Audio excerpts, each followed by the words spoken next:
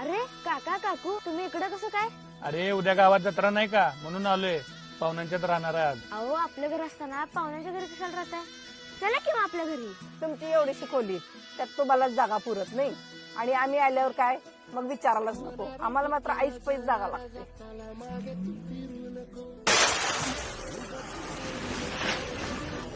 हे घरान का पाडलेस? काय नाही इजा नुसतं तुझं तोंड बघून सांगते मी तुला काय तर झालंय म्हणून. काय कोण बोललंय काय? तुला लय सवय आहे, सगळं मनात दाबून ठेवतोयस, काय सुद्धा सांगत नाहीस घरात. ते जाऊ दे. मुंबईचं काका नाही का ती येताना भेटलं होतं. अगं बाई ती भेटली होती तुला तुला? अगं त्यांच्या घरातली सगळी संघ होती. 4 चाकीत घालतात बाय. मग त्याशनी घरला घेऊन यायचा नाहीस वे चहा पाण्याला चला म्हणून? अगं आय त्याची गडबड होती ग म्हणून गेलो. तशी बी ती लय मोठी माणसं आहे ती, कशाला आपल्या घरला येतील?